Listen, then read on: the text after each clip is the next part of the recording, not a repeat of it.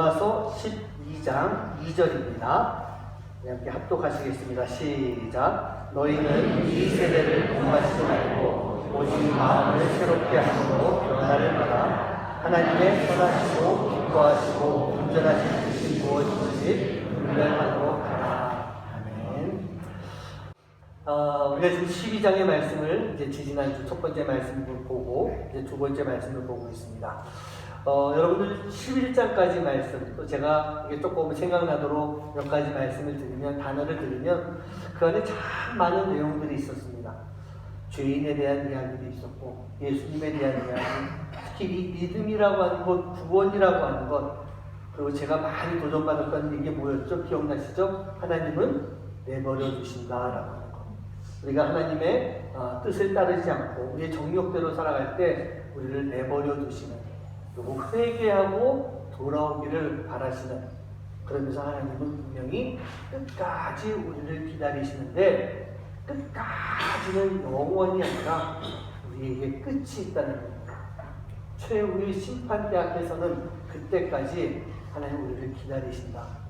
그러니까 그 하나님의 기다리신 가운데 우리가 회개하고 나아가는 것이 우리의 믿음의 고백이고, 우리가 그렇게 믿음의 고백을 하고 살아갈 때 우리가 진정한 의인, 구원받은 자의 삶을 살 수 있다라고 하는 그런 말씀을 제가 계속 드렸었습니다. 지지난주에 제가 구원받은 자, 그 구원받은 자의 본질이 무엇일까? 12장 1절에 나와 있는 말씀으로요. 우리를 하나님께서 기뻐하실 거룩한 산 제사, 거룩한 산 제물로 나를 드리는 것, 그게 바로 구원받은 자의 본질이다. 그 말씀을 드리면서 우리가 그렇게 나를 드리며 살아가는 그 모습이 우리가 삶을 통해서 드리는 영적인 예배다. 진정한 영적인 예배라는 말씀을 제가 드렸습니다. 여러분, 예배라고 하는 것이 무엇입니까? 예배를 영어로요, 월십이라고 하는 단어를 씁니다.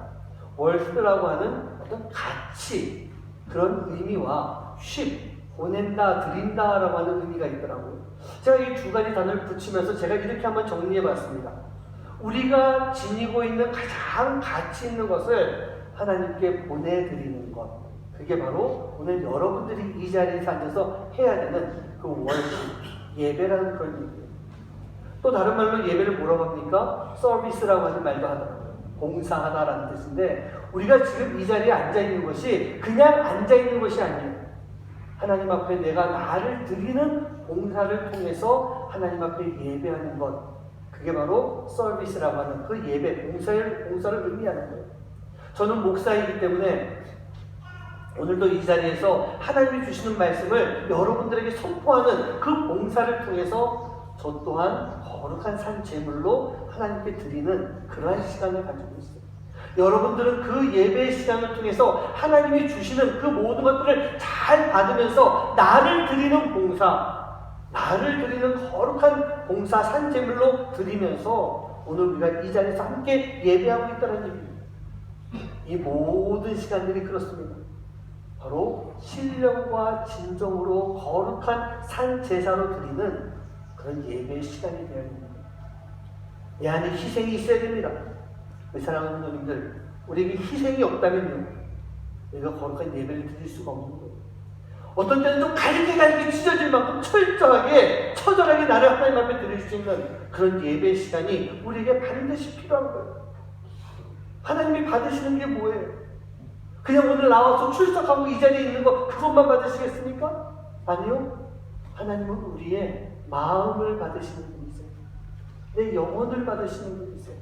내 시간과 내 삶과 거룩한 나의 몸을 온전하게 내가 드릴 때 우리 하나님께서는요, 그런 나의 예배를 기뻐 받으시는 그런 하나님이신 것입니다.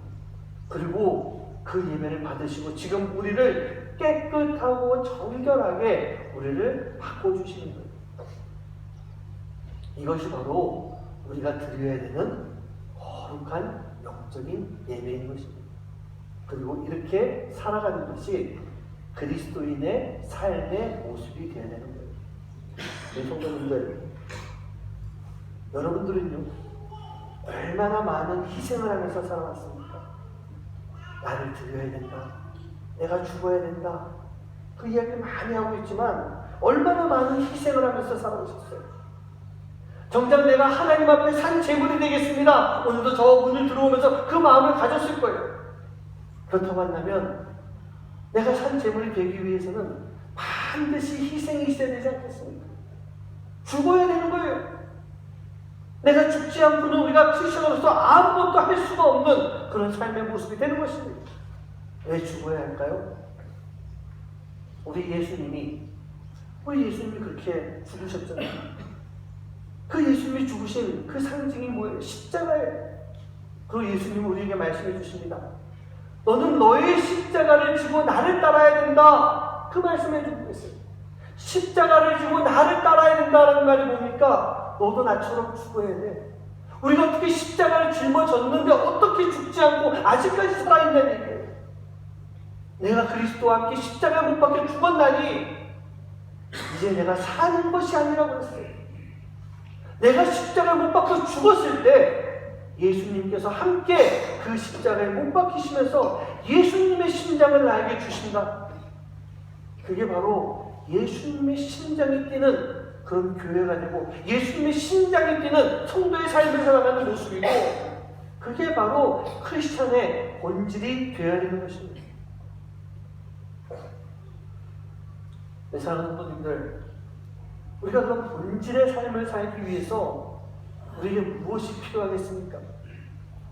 사도 바울은 오늘 말씀 속에서 세 가지를 얘기하고 있어요. 하나는 하지 말아라는 얘기예요. 또 하나는 해라. 그리고 하나는 네가 알아야 된다. 이 세 가지 말씀을 해주고 계세요. 그것이 바로 오늘 본문에 나와 있는 말씀인데요. 오늘 본문 말씀을 다시 한번 합독해 봤으면 좋겠습니다. 셋으로 딱 나눠보면서 한번 말씀을 읽어보는 겁니다. 시작. 너희는 이 세대를 본받지 말고 오직 마음을 새롭게 함으로 변화를 받아 하나님의 선하시고 기뻐하시고 온전하신 뜻이 무엇인지 분별하도록 하라. 셋으로 나눠지지 않습니까? 세대를 본받지 말고 새롭게 함으로 변화를 받아 하나님의 선하시고 기뻐하시고 온전한 뜻이 무엇인지 분별해라. 이 셋으로 나눠주고 있습니다. 첫 번째로 우리에게 주시는 말씀이 하지 말아야 되는 것이 무엇이냐? 너희는 이 세대를 본받지 말아야 돼 라고 사도 바울이 지금 말씀하고 있는 거예요. 여러분, 이 세대를 본받지 말아야 됩니다. 제가 이 로마서 설교하면서 참 많이 말씀드렸죠. 여러분, 세상을 따르지 마십시오. 얼마나 많이 말씀드렸어요. 저도 많이 하고요. 여러분들도 많이 듣는 그런 이야기인데 솔직히 세상을 따르지 않기가 얼마나 힘이 듭니까? 많이 힘든 것 같아요. 근데 제가 분명하게 말씀드립니다. 세상을 따르지 않는 것이 힘들다면 우리가 생각하기에 세상을 따르는 것은 쉬울 것 같아요. 이건 쉽고 이건 어려울 것 같은데 저는요 그것이 아니라고 생각해요. 세상에 빠지기 쉬운 만큼 세상에 안 빠지는 것도 쉬운 것이다. 쉬워야 되는 것이다. 그리고 쉬워야 한다. 저는 분명히 이렇게 말씀드리고 싶어요. 왜 그럴까요? 여러분, 우리가 세상에 빠지는 이유가 있습니다. 무엇 때문이죠? 누구 때문이죠? 누가 우리를 세상을 자꾸 끌고 갑니까? 사단이 우리를 세상으로 자꾸 끌고 가는 거예요. 믿음이 연약한 우리를 너무나도 쉽게 유혹하고 너무나도 쉽게 넘어뜨리면서 우리를 세상 속으로 막 데려가 버립니다. 우리가 세상으로 들어가고 나면 우리는 거기에서 죄를 짓고 살아요. 비참한 삶을 살 수밖에 없는 거예요. 너무나도 쉽게 세상에 끌려가는 모습, 그 모습이 우리의 모습이에요. 그렇다면 반대로 우리가 세상에 빠지지 않도록 하는 것이 무엇일까요? 누가 그 역할을 합니까? 성령님께서 우리로 하여금 세상에 빠지지 않도록 우리를 이끌어 주시는 거예요. 건져주고 계시는 거예요. 우리 아이들 말로 한번 배울까요? 천사가 나를 지켜주고 있어요. 천사가 나를 도와주고 있어요. 우리가 그렇게 표현할 수가 있는 거예요. 그 성령님이 어디 계십니까? 지금 그 성령님이 어디 계세요? 여러분, 저 딴 데 계십니까? 그 성령님은 지금 내 안에 계시는 분이에요. 믿으십니까? 오늘 이 자리에 계신 분들, 모든 분들 한 분도 빠짐없이 성령님은 분명히 여러분 안에 임재하고 계시는 거예요. 성령님만 계십니까? 성령님이 계시면 예수님도 함께 계시는 거예요. 그 주님이 내 안에 계시는데 그 주님께서 나로 하여금 세상으로 빠지지 않게 만들어주고 계시는 것입니다. 세상은 사단이 우리를 끌고 가려고 하고, 예수님은 우리를 세상으로 빠지지 않게 붙잡고 계세요. 여러분, 세상에 들어갈 때 그래도 여러분들이 기독교인이고 신앙인이기 때문에 세상으로 빠지는 그 순간 갈등합니까? 안 합니까? 갈등하죠. 갈등 안 하는 분은 안 계실 것 같아요. 하나님이 주신 내 안에 선한 양심이 있기 때문에 우리 갈등을 하는 거예요. 그러면 세상에 들어가지 않을 때 여러분 갈등합니까? 안 합니까? 그때도 갈등을 하게 돼요. 결국 저는요, 우리가 세상으로 빠지거나 세상으로 빠지지 않거나 다 똑같은 상황이라고 보는 거예요. 그렇다고 한다면 우리 안에 믿음만 가지고 있으면 돼요. 그 믿음만 흔들리지 않으면 되는 거예요. 그 믿음만 꼭 붙잡고 있으면 우리가 세상에 빠지지 않는 것은 너무나도 쉬운 것. 그래서 세상에 빠지는 것이 쉽다고, 또 세상에 빠지는 것이 어렵다고 걱정할 것이 아니라 우리는 세상에 빠지지 않는 그 쉬운 방법, 예수님, 성령님만을 꼭 붙잡고 있는 그런 삶을 살아갈 때 우리가 절대로 세상에 빠지지 않는, 세상에서 넘어지지 않는, 사단에게 끌려가지 않는 그런 삶을 살 수가 있게 되는 거예요. 우리 사랑하는 성도님들, 내 안에 계신 예수님, 내 안에 계신 성령님, 그 성령님을 쉽게 선택하시기를 주님의 이름으로 간절히 축원합니다. 그리고 그 성령님께서 나를 주관하시고 나를 지켜주시기를 간절히 기도할 수 있는, 원하고 바라고 기도합니다라고 하는 그 삶이 우리가 늘 그냥 말로만 하는 것이 아니라 진정으로 내가 그렇게 살아갈 수 있는 여러분 한 분 한 분 되시기를 주님의 이름으로 간절히 축원합니다. 또 한 가지 세상에 빠지지 않는 방법, 그 방법을 말씀드릴게요. 우리가 세상을 본받지 않기 위해서는, 이 눈앞에 있는 세상에 빠져서 얘네들을 따라가지 않기 위해서는 우리에게 있었던 고난을 한번 좀 생각해 봤으면 좋겠습니다. 여러분, 신명기 8장 2절 말씀 한번 같이 읽어볼까요? 네, 합독합니다. 시작. 내 하나님 여호와께서 이 40년 동안에 내게 광야길을 걷게 하신 것을 기억하라. 이는 너를 낮추시며 너를 시험하사 내 마음이 어떠한지 그 명령을 지키는지 지키지 않는지 알려 하시니라. 이 말씀, 신명기 말씀은요, 모세가 이스라엘 백성들을 모압 평지에 모아놓고 이제 마지막 고별 설교를 하고 있는 그 말씀이에요. 모압 평지에서 이제 가나안 땅에 들어가야 되는데 아직까지 부족하고 문제가 있는 것입니다. 그러다 보니까 이제 모세가, 그래, 내가 마지막으로 이 백성들에게, 나의 백성들에게 이 말씀을 전해줘야 되겠구나 라고 하면서 시작했던 말씀, 그 말씀이 모여있는 것이 신명기예요. 오늘 말씀 중에서 뭐라고 합니까? 모세가 그럽니다. 내 하나님 여호와께서 이 40년 동안에 너희에게 광야길을 걷게 하신 것을 너희가 기억해라 라고 말씀하시는 거예요. 이 광야길을 걸었다는 것을 기억한 게 뭡니까? 40년 동안에 광야에서 무슨 일이 있었는지 너희들이 다시 한번 생각해 보라는 얘기예요. 이제 출애굽 1세대는 다 죽었습니다. 20살 미만부터 있었던 그 아이들과 젊은이들과 이제 새로 태어난 사람들이 이제 주를 이루고 있는 출애굽 2세대가 완성되어 있어요. 이제 눈앞에 가나안 땅에 들어가기만 하면 됩니다. 그런데 이 가나안 땅에 들어가야 되는 이스라엘 민족이 아직도 무언가 부족한 문제가 있었던 거예요. 이스라엘이 온전한 이스라엘이 되기 위해서 모세는 이스라엘 민족들에게 지금까지 지나왔던 40년의 광야 생활 반드시 기억해야 된다, 그 말씀을 해주고 있는 거예요. 왜 이 40년을 기억하라고 하는 것일까? 어찌 보면 이스라엘 민족에게 40년은요, 너무나도 힘들고 어렵던 고난, 고통, 고생했던 그 시간이었던 거예요. 하지만 모세는요, 이스라엘 민족들에게 분명하게 말씀하고 있습니다. 너희들에게 이 40년의 광야라고 하는 시간과 장소는 너희들을 변화시켜준 그 시간이다. 이스라엘 민족이 애굽 땅에서 400년 동안에 그 애굽의 문화 속에 살아왔었어요. 하나님을 알고 있었고 믿고 있었겠지만 그들의 삶의 모습은 이미 애굽에 있는 그 우상들을 섬기는 그러한 삶의 모습처럼 변해 있었던 것입니다. 그것을 출애굽하는 그 시간에 홍해를 건너면서 다 떨어버려야 되는데 그걸 떨쳐버리지 못했던 거예요. 가데스 바네아에서 정탐꾼을 보냈지만 이스라엘 민족들은 하나님께서 역사하실 것을 거부하고 있었어요. 순종하지 않았었어요. 그래서 하나님께서 너희들이 가지고 있는 이 400년의 묵은 때를 40년의 이 광야의 시간을 통해서 다 벗겨내야 되는 거다. 그러면서 이스라엘 민족에게 40년의 시간을 주셨던 거예요. 그리고 이제 40년이 지나오면서 그 40년 시간 속에서 많은 하나님의 역사들, 은혜들을 경험했던 그 시간, 요단강 앞에 서 있는 그 요단강 앞에 머물러 있는 이스라엘 민족들에게 그것을 분명하게 다시 한번 심어주는 그러한 시간이었던 것입니다. 요단 동편에 광야에 모여있는 이스라엘 민족에게 뭐라고 그랬겠어요? 자, 지금 너의 모습들을 봐라. 너는 이제 애굽의 노예가 아니야. 너희는 이제 이스라엘 민족이다. 하나님께서 세우시는 하나님 나라 이스라엘의 민족이다 라고 분명히 얘기했을 거예요. 애굽의 노예가 아닌 것이 무엇입니까? 너희는 이제 세상의 자녀가 아니라는 얘기예요.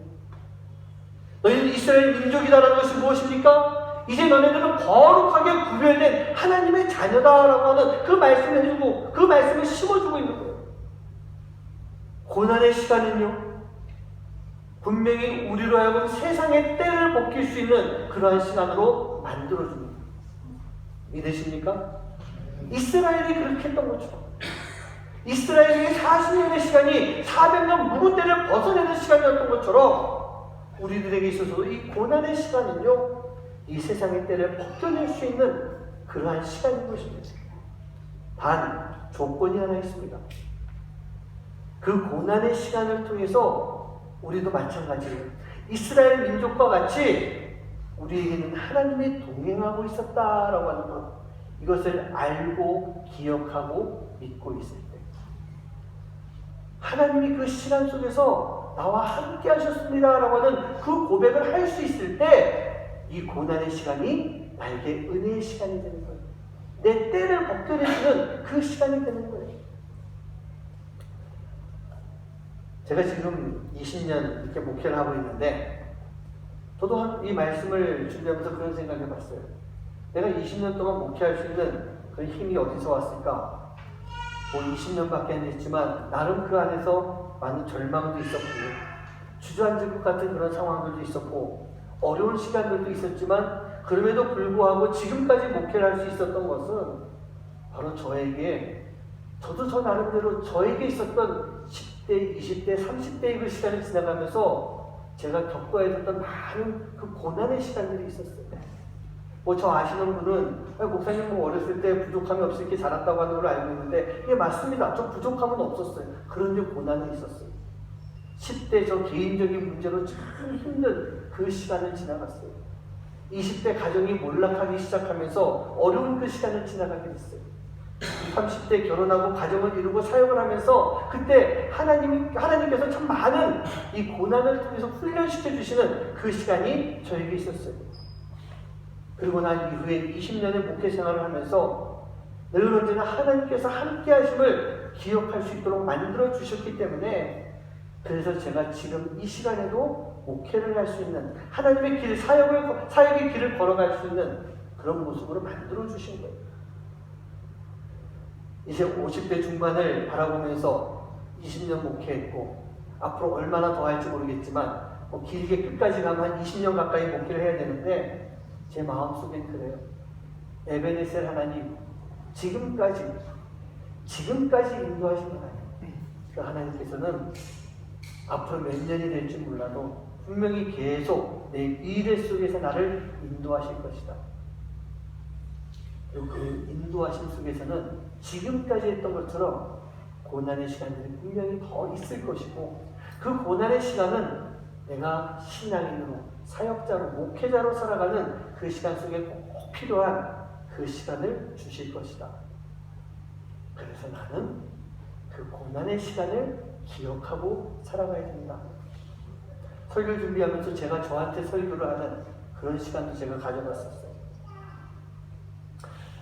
우리가 세상에 빠지지 않고 세상을 본받지 않을 수 있는 이유는요, 그렇습니다. 여러분 기억해 보세요. 여러분들의 그 고난 가운데서 나와 함께 해주셨던 하나님, 여러분들의 그 삶 속에서 고난과 힘들고 어려운 삶 속에서 나와 동행해 주셨던 하나님, 오늘 여기 선교사님들 사역자들도 계시지만 그 사역하는 그 시간 속에서 어렵고 힘들었지만 그 고난 중에 동행하시고 지켜주셨던 하나님, 그 하나님이 계시기 때문에 우리는 그 하나님을 기억할 때마다 세상을 본받지 아니하고 거룩하게 구별된 삶, 그 삶을 살아갈 수가 있게 되는 것입니다. 우리 사랑하는 부모님들, 세상을 사랑하지 마시기 바랍니다. 우리 요한일서 2장 15절 말씀 한번 같이 읽어볼까요? 함께 합독합니다. 시작. 이 세상에 세상의 민족들을 사랑하지 말라. 누구든지 세상을 사랑하면 아버지의 사랑이 그 안에 있지 않나니. 우리가 세상을 사랑하지 말아야 되는데 그 문제는요, 세상을 사랑하지 말아야 되는데 어떡하지? 우리가 살고 있는 곳이 세상이에요. 내가 세상에서 살고 있는데 여기 사랑하지 말아야 된다는 거예요. 우리는요, 우리가 살고 있는 이 세상 속에서 우리의 소속이 어딘지, 내 정체성이 무엇인지 그걸 꼭 기억하면서 살아갈 수 있는 그런 삶이 되길 간절히 소원합니다. 세상의 문화 속에서도 우리는요, 크리스찬의 정신과 크리스찬의 소속을 반드시 가지고 있어야 되는 거예요. 그리고 그 정신을 가지고 절대로 세상과 타협하지 않는 삶. 저는 목회자이기 때문에 목회자로서 그 어떤 것과도 타협하지 않아야 되고요. 선교사님들은 선교사이기 때문에 선교사의 길을 걸어가면서 세상과 타협하지 말아야 돼요. 세상의 방법과 타협하지 말아야 돼요. 우리 성도님들은요, 세상 속에서 많은 유혹과 시험이 있지만 그 유혹과 시험, 그 속에서 타협하지 않는, 타협하면서 슬쩍 이렇게 걸쳐있는 그런 삶이 되지 말아야 되는 것입니다. 우리는 세상과 본받지 말고요, 악한 세력과 절대로 타협하지 않고요, 그 악한 세력들을 바라보면서 기도해 줄 수 있는, 불쌍한 마음을 가지고 안타까운 마음을 가지고 기도해 줄 수 있는, 하나님께 맡길 수 있는 그런 삶의 모습이 꼭 필요한 거예요. 진리를 거스리는 것 있으면요, 여러분 분명히 말씀하세요. 이것은 아니다라고 말씀해야 됩니다. 세상의 교회를 향해서, 성도들을 향해서 잘못된 이야기를 퍼뜨리고 있는 그 이야기를 왜 우리는 듣고만 있어야 됩니까? 왜 거짓된 정보들에 대해서, 거짓으로 모함한 것들에 대해서 우리가 왜 그것을 듣고만 있어야 됩니까? 왜 우리는 아니란 말을 못하고 살아가고 있습니까?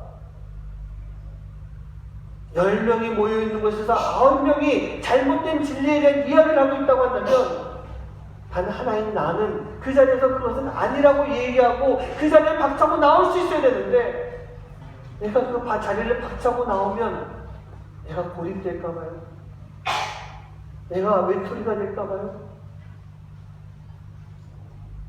제가 사역을 하고 제가 신앙의 길을 걸어가면서 제가 경험한 것은요, 제가 내린 결론은요, 내가 외톨이가 되어도 외롭지가 않다는 얘기입니다. 내가 진리를 지키고 있을 때 결국 남는 것은 진리밖에 남지 않더라고요. 뭐 그렇다고 제가 이렇게 의롭게 살았다는 얘기는 아닙니다. 하지만 분명히 진리는 남아요. 거짓은 사라져요. 하나님이 거짓은 그냥 두지 않아요. 우리는 그 진리를 지키기 위해서 절대로 타협하지 않는 그런 삶을 살아야 될 줄 믿습니다. 사랑하는 분들, 이 세대를 본받지 말아주시기 바랍니다. 이 세대를 따르지 말아야 됩니다. 우리가 세대를 본받고 따른다라고 할 때 우리는요, 내 주변에 나를 유혹하고 공격하는 그 악의 세력을, 사단의 세력을 더 키워주는 것입니다. 성도인 나의 삶을 망가뜨리는 것이고, 그로 인해서 교회가 망가지는, 교회를 망가뜨리려고 하는 그 사단의 세력이 바로 나를 통해 그렇게 나타나고 있는 겁니다. 우리 주변에 잘못된 세대를 계속 배치해서 우리를 유혹하는 말, 제가 지난 9월에 잠시 한국 가가지고 친구를 만나고 왔는데 제가 친구에게 한 소리를 좀 하고 왔습니다. 그 친구가 그러더라고요. 세상적인 이야기하고 술 이야기하고 그보다 더한 이야기하면서 저한테 그러더라고요. 뭐 그럴 수도 있지 뭐 그래요. 그럴 수도 있지. 여러분 우리는요 그럴 수도 있지라고 하는 그것을 인정하기 시작할 때 이미 사람에게 넘어간 것입니다. 제가 친구에게 그랬어요. 그럴 수도 있다고? 아니 그럴 수 없는 거예요. 너 그렇게 살지 마 그랬어요. 이 녀석이 교회는 다녀요. 신앙생활 한다고 해요. 하나님 믿는다고 해요. 그런데 그럴 수도 있지 하면서 술 마시고 그럴 수도 있지 하면서 세상 것을 즐기고 그럴 수도 있지라고 하면서 다른 사람도 다 한다는 거예요. 너 그렇게 살지 마. 너 그렇게 살면 너 신앙이 못 돼. 그럴 수 없는 거야. 그럴 수도 있지라고 하는 것이 사단의 시험이고 유혹이야. 너 정신 똑바로 차려. 그리고 크게 좀 한 소리 하고 왔어요. 근데 제 친구만 그런가요? 이 자리에도 우리 중에는요 그럴 수도 있지라고 하면서 세상과 본받고 세상을 따르면서 사는 그런 사람들이 많지 않습니까? 그럴 수도 있지라고 하면서 한 잔 두 잔 마실 수가 있죠. 그럴 수도 있지라고 하면서 우리가 도박장에 들어갈 수도 있죠. 그럴 수도 있지라고 하면서 세상 쾌락을 즐길 수도 있죠. 남들 다 하고 있으니까. 그런데 그거 아닙니다. 분명히 제가 말씀드릴게요. 사단의 무서운, 아주 무서운 공격입니다. 우리는요, 그럴 수도 있지라고 하는 그 삶을 살아가게 될 때, 우리는 우리의 크리스찬의 삶을 버릴 수밖에 없는 거예요. 그리고 우리의 영성까지 다 썩어버리는 그런 모습이 되는 것입니다. 크리스찬의 삶은요, 이 세대를 본받고 그럴 수도 있지 다 그러는데 라고 하면서 어물쩍 넘어가면서 사단에게 끌려가는 그 삶이 아니라 그것을 분명하게 거절할 수 있고 그것을 물리칠 수 있는 삶, 그 삶을 살아가는 것, 그게 크리스찬 영성을 가지고 살아가는 크리스찬의 삶의 모습인 것입니다. 우리 사랑하는 성도님들, 이 세상 속에서요 지금의 이 세대를 따르지 말고 오히려 이 세상을 변화시켜 나갈 수 있도록 크리스찬의 삶을 지켜나갈 수 있는 그런 여러분 한 분 한 분 되시기를 주님의 이름으로 간절히 축원합니다. 두 번째는요 하지 말아야 되는 것 다음에 해야 할 것이 있습니다. 무엇이냐? 변화를 받아야 되는 거예요. 내가 변화되어야 되는 것입니다. 여기를 따르지 않는다라고 한다면 이제 여기와는 다른 모습이 되어야 되지 않겠습니까? 우리는 이 세대와 원래 똑같은 모습이었어요. 우리가 죄인이기 때문에. 얘도 죄인, 나도 죄인이에요. 그런데 이제는요, 너는 죄인, 나는 의인의 모습으로 변화가 되어야 되는 것입니다. 그러지 않고는 우리가 크리스찬의 삶을 유지할 수가 없는 거예요. 마음을 새롭게 하고 새로워졌는데 여러분 어떻게 변화가 안 되겠습니까? 우리가 죄인에서 의인으로 구원을 받았는데 어떻게 구원받았는데 얘네랑 똑같은 모습으로 살아가야 되는 거예요? 그거 아니잖아요. 우리가 구원받았으면 우리는 반드시 변화가 있어야 되는 것입니다.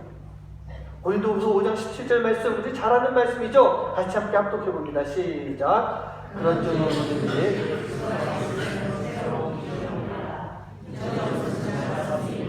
새 것이 되었다. 여러분 그리스도 안에 있으면, 예수 안에 있으면 새로운 피조물이에요. 새롭게 다시 만들어진 피조물이에요. 여러분 그리스도 안이 무엇입니까? 예수님 안이 뭐예요? 내가 세상에서 벗어나서 예수님의 자녀가 되는 거예요. 여기서 이제 나오는 거예요. 나와서 예수님 안에 머무는 것. 세상 안이 아니라 예수님 안에 머무는 것. 예수님의 부르심에 따라 오늘 이 자리에 나와 있는 여러분 한 분 한 분의 모습이 바로 새로운 피조물의 모습입니다. 그런데 우리가요, 이 자리에 나와서 예수님 앞에 있으면서도 아직 예수님 안에 들어오지 않은 그런 영혼들이 있어요. 예수님을 믿는다는 말을 하고 있지만 믿는다면서도 믿는 삶의 모습이 예수님과 상관없는 삶을 살아가고 있는 그런 모습도 있어요. 바리새인과 같이 살고 있는 그런 기독교인들이 있어요. 성막 안에 들어왔어요. 제단 앞에 와 있는데 아직도 죽지 않고 살아있는 모습이에요. 성막 안에 소가 들어와서 이제 희생 제물이 돼야 되면 번제단에 올라가서 다 뜯기고 찢기고 불 살라져야 되는데 이 소가 들어와서 성막 안에 들어와서 아직도 제단 앞에서 돌아다니고 있는 그런 모습이에요. 살아서 펄펄 뛰고 있는 그런 모습이에요. 죽어야 되는데 성막 안에 들어왔으면 죽어야 되는데 죽지 않은 제물은 뭐라고 그랬죠? 고기 덩어리라고 그랬어요. 내가 죽지 않는 산 제물이 되면 우리는 아직도 구원받지 못한 세상 사람인 거예요. 무서운 말씀이에요. 교회 안에 있지만 우리는 아직 구원받지 못한 세상 사람의 모습을 가지고 살아가고 있는 그런 모습이 우리 안에 있는 거예요. 우리는 표면적 기독교인이 아니라 이면적 기독교인, 겉만 기독교인의 삶이 아니라 내면까지도 진정한 기독교인이 되었을 때 우리는 삶 속에서 크리스찬의 삶을 살아갈 수 있는 그 영성을 키워갈 수가 있는 것입니다. 새로워지기 위해서는요, 옛 모습을 버려야 되는 거예요. 그 옛 모습을 버리는 게 희생하는 거예요. 희생 제사를 드리는 거예요. 옛 습관을 버리고 거룩한 습관을 드려야 되는 거예요. 거듭남이 없다면 절대로 새로운 출발이 될 수가 없어요. 구원의 시작이 바로 거듭남이라고 한다면 구원받은 자는요, 이 거듭남의 삶을 살아갈 수 있는 지속적인 성화의 삶을 계속 살아갈 수가 있어야 되는 거예요. 이 성화의 삶이 없다면 우리가 과연 여기서부터 다시 시작해야 되는 거예요. 다시 생각해봐야 되는 거예요. 바로 그 삶을 살아가는 것, 그게 바로 오직 마음을 새롭게 함으로 변화받는 삶. 물론 죄는 짓겠죠. 하지만 진정한 성화의 삶을 살아가는 사람은요, 죄를 지으면 회개를 할 줄 알아요. 다윗이 그렇게 했던 것처럼. 다윗은 진정한 성화의 삶을 살았잖아요. 그가 바세바를 범하고 우리를 죽이는 죄를 지었을 때, 사울도 죄를 지었을 때 그 사울은 거기서부터 꼬꾸라지기 시작을 했지만 다윗은 하나님 앞에 회개하고 하나님이 다시 다윗을 세워가는 그 모습을 볼 수가 있는 것처럼 진정한 성화의 삶을 우리 안에서 살아갈 수 있는 것입니다. 믿음을 가지고 성화의 삶을 살아갈 수 있는 여러분 한 분 한 분의 모습이 되시기를 간절히 소원합니다. 그게 바로 세례를 본받지 않고 변화를 받아서 하나님이 완성시켜 주시는 새로운 피조물의 삶, 그 삶을 살아가는 것이기 때문에. 자, 본받지 말고 이제 변화를 받은 성도들이 마지막으로 해야 될 것은요, 알아야 하는 것이 있습니다. 무엇을 알아야 될까요? 하나님의 뜻을 알아야 되는 거예요. 사랑하는 성도님들, 여러분들 진정한 구원을 이루셨습니까? 아이고 떨려라. 대답하려니 뭔가 어색합니다. 우리는 진정한 구원받은 자의 모습입니다. 우리가 진정한 구원을 받은 자라면 우리가 하나님의 뜻을 알고 살아가야 되지 않겠습니까? 구원을 받았는데 하나님의 뜻을 몰라요. 구원을 받았다라고 하니 하나님의 뜻과는 상관없이 살려고 그래요. 하나님, 저는 제 길로 갈게요. 이제 구원받았으니 내가 알아서 갈게요. 우리 아이들이 조금 크면 그 얘기하죠. 아빠는 내가 알아서 할게. 알아서 하긴 뭘 맨날 오만 짓 하고. 그게 우리 아이들의 모습이잖아요. 우리가 지금 그 모습이에요. 우리가 구원받았다고 하지만 아직 하나님의 뜻을 모르고 살아가는 게 너무나도 많이 있다는 거예요. 하나님이 기뻐하실 뜻이 무엇인지,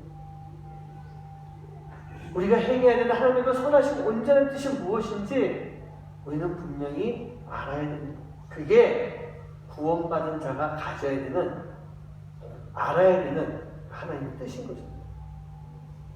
우리가 교회에서 열심히 봉사하죠. 헌신하죠. 우리 선교사님들 열심히 사역하죠. 근데 좋은 일 많이 하고 열심히 하고 막 열심히 막 달려가고 있어요. 그러면 하나님께서 그 모든 것을 보시고 다 기뻐하실까요? 기뻐하셨으면 좋겠는데 기뻐하지 않는 경우도 분명히 있을 것 같아요. 저도 20년이라고 하는 길지 않은 이 목회를 해오면서 많은 성도님들을 봤어요. 저 지난번 우리 작년하고 올해 제가 사역했던 만나교에서 선교팀이 왔을 때 한 권사님을 알게 됐어요. 작년에 처음 뵀던 분이, 이분도 그 만나교회를 재작년인가 처음 나오셔서 은혜 많이 받고 교회에서 열심히 모든 사역, 특별히 선교라고 하는 사역 가운데 하여튼 최선을 다하시는 분이었어요. 그분이 우리 교회 처음 왔을 때 저희 교회 들어오시면서 교회를 보시고 하나님의 마음을 주셔서 우리 교회 페인트 칠을 하라고 헌금하셨던 분이세요. 저랑 일면도 만난 적이 없었는데 저를 처음 보시자마자 하신 얘기가 하나님의 마음 주셨어요. 목사님 저 교회 페인트 칠 제가 할게요. 받아주세요. 그래서 제가 기도하고 허락하고 받아서 작년에 깨끗하게 칠을 했잖아요. 그분의 마음 가운데 그런 열정이 있어요. 헌신이 있어요. 그 사모함이 있어요. 제가 보니까 그 권사님은요, 진정으로 그 마음 가운데 열심을 가지고 최선을 다하는 그런 권사님이었어요. 그 권사님이 작년에 오셔서 여기서 사역을 다 마치고 남아공에 또 다른 사역지에 탐방할 일이 있어서 다른 권사님이랑 같이 두 분이 거기 가셨어요. 그런데 거기 가셔서 연락이 왔어요. 목사님 저 입원했어요. 남아공에서 병원에 입원했대요. 무슨 일이라고 했더니 갑자기 간이 안 좋아졌는데 제가 지금 수치는 기억이 안 나요. 근데 여차하면 죽을 수 있는 수치다라고 할 만큼, 죽는 사람에게 나오는 수치다라고 할 만큼의 그 간이 나오는, 그 수치가 나오는 거예요. 근데 저에게 하나님이 주시는 마음이 있더라고요. 이 권사님이 어떤 권사님이냐? 열정이 넘쳐요. 사업을 하실 때 재정도 충분하세요. 그리고 그 마음과 건강도 이게 아주 좋으신 분이세요. 연세는 한 60 정도 되셨는데. 그러니까 작년에도 그렇고 올해도 그렇고 모든 선교 사역을 다 하시는 거예요. 작년 같은 경우에는 6개인가 7개인가 해외 단기 선교를 다 갔다 오셨어요. 그만큼 열정하게 있어요. 그리고 재정이 충분하기 때문에 재정으로 이렇게 막 후원도 많이 하세요. 근데 제가 보니까요, 그 순수한 마음 가지고 열심을 내서 하는데 그 열심 가운데 분명히 사단이 틈탈 수가 있겠더라고요.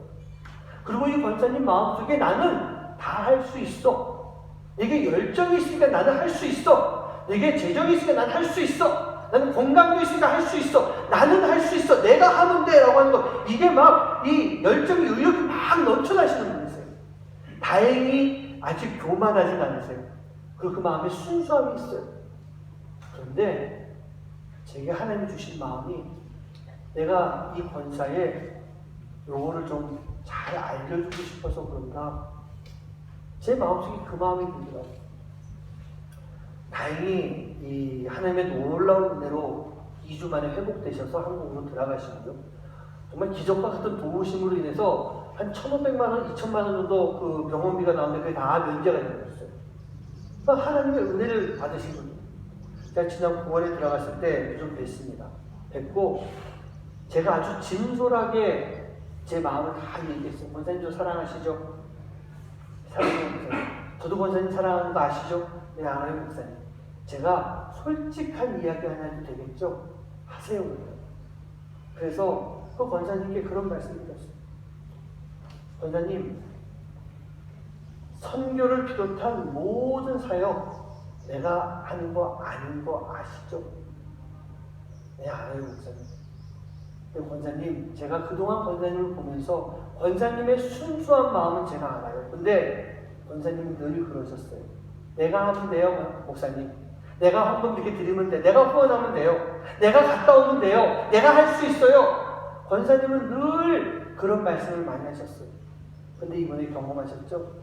권사님, 하나님이 건강을 다 건드리니까 아무것도 못하는 거 아시겠죠? 건강뿐일까요? 재정도 마찬가지예요. 어찌 보면 권사님이 지금 순수한 마음으로 하시니까 괜찮은데 여기에 사단이 들어오기 시작하면 권사님 아무리 권사님 사역해도 하나님 기뻐 받지 않으시는 분이세요. 하나님이 원치 않으시는 거예요. 사실 여기 뭐 목사님들도 계시지만 제가 생각하기에 목사로서 성도에게 하기 쉽지 않은 이야기였던 것 같아요. 근데 제가 많이 사랑하는 권사님이고 저를 많이 사랑해 주신 권사님이라서 하나님이 또 그 마음을 주셨기에 제가 권사님의 말씀을 전해드렸어요. 근데 권사님이 다 알아들으면서 안 그래도 목사님 저도 이번에 병원에 누워있을 때 좀 비슷한 생각했어요. 근데 목사님이 재정이라든지 사역 모든 면에 말씀해 주시니 그게 맞는 것 같네요. 목사님 정말 고마워요. 저에게 그 말씀해 주시더라고요. 여러분 우리는요, 우리가 하나님의 일을 한다라고 하지만 진짜 하나님이 원하시는 하나님의 뜻, 그 뜻이 무엇인지 우리가 알아야 되는 거예요. 우리가 반드시 알아야 되는 것입니다. 내가 다 할 수 있는 것도, 내가 능력이 되어서 할 수 있는 것도 절대로 아닙니다. 내가 좋다고 막 하면서 열심히 막 달려갔지만 여러분 어느 순간에 보세요. 내 옆에 하나님이 안 계실 수도 있어요. 내가 막 달려왔는데 나 혼자 뛰고 있는 그런 모습일 때 과연 우리 하나님께서 그 뛰고 있는 나의 모습을 기쁘게 받으실까요? 아닌 것입니다. 나 혼자 뛰고 있으면 하나님은 기뻐하지 않으세요. 그리고 나 혼자 뛰고 있으면 언젠가는 사람이 내 옆에 와서 붙을 수가 있는 그런 모습이 되는 것입니다. 우리는 내가 한 일로, 내가 한 사역으로, 내가 드린 헌신으로 정말로 하나님이 기뻐하실 수 있는 그런 삶을 살 수 있는 여러분 되시길 간절히 소원합니다. 크리스찬은요, 바로 나를 향한, 우리를 향한 하나님의 뜻이 무엇인지 분명히 알아야 됩니다. 그러면 그 하나님의 뜻을 어떻게 할까? 어떻게 하나님의 뜻을 알 수 있을까? 지금 내가 하는 것이 맞는가? 그걸 한번 좀 제가 생각해 보다가 말씀을 봤어요. 그게 잘하는 말씀이에요. 데살로니가전서 5장 16절 18절이죠. 같이 합독합니다. 시작. 항상 기도하라. 쉬지 말고 기도하라. 범사에 감사하라. 이것이 그리스도 예수 안에서 너희를 향하신 하나님의 뜻입니다. 물론 많은 하나님의 뜻이 있을 겁니다. 오늘 이 자리에 계신 여러분들 모두에게 각자가 다른 하나님의 뜻이 있을 텐데 저는 이 말씀을 보면서 그렇게 생각했어요. 이게 가장 기본적인 하나님의 뜻이고 기뻐하고 기도하고 감사하는 것은 한 명도 빠짐없이 가지고 있어야 되는 그런 하나님의 뜻이구나. 내가 지금 기뻐할 수 있고 내가 기도할 수 있고 내가 감사할 수 있다면 나는 하나님의 뜻을 가지고 있는 것이고 내가 이 세 가지를 가지고 있으면 그 어떤 하나님의 뜻도 내가 이뤄낼 수가 있는 하나님의 뜻을 알 수 있는 그런 삶이 될 수가 있겠구나. 우리 사랑하는 성도님들 기뻐하시기 바랍니다. 늘 기도하시기 바랍니다. 빠지지 않고 감사할 수 있는 삶이 되시기 바랍니다. 그 삶을 살아갈 때 그 삶이 바로 하나님의 뜻을 이뤄갈 수 있는 그런 삶의 모습이기 때문에 그리고 그렇게 살아갈 때 우리는요 진정한 크리스찬의 영성을 가지고 살아갈 수 있는 그런 삶이 되는 거예요. 사랑하는 부모님들, 영성을 가지기 원하십니까? 하지 말아야 될 것이 있습니다. 이 세대를 본받지 않는 거예요. 해야 할 것이 있습니다. 변화되어야 되는 것입니다. 그리고 알아야 될 게 있습니다. 하나님의 뜻을 알아야 됩니다. 그렇게 했을 때 우리는요, 진정으로 영성을 가지고 살아갈 수 있는 크리스찬의 삶이 되는 거예요. 우리가 구원받았습니다. 그렇죠? 그럼 이제 구원받았으면 어디로 가야 됩니까? 어떻게 살아야 됩니까? 우리가 어디를 봐야 되겠습니까? 우리 하나님은요 정말 날아다니는 작은 미천한 새 한 마리도 돌보신 하나님이시기 때문에 우리를 구원해 주시고 우리를 인도하시고 이끌어 주세요. 그러면 우리가 주님의 말씀을 향해서 나가면 되는 거예요. 주님의 얼굴을 바라보고 그 얼굴을 향해서 나가면 되는 거예요. 주님만 바라보면서 나가면 되는 거예요. 그렇게 했을 때 주님의 영광이 우리 안에 함께 거하며 우리가 그 영광 가운데 진정한 크리스찬의 삶을 살아갈 수 있는 영성을 가지고 살아갈 수 있는 그런 삶의 모습이 될 줄 믿습니다.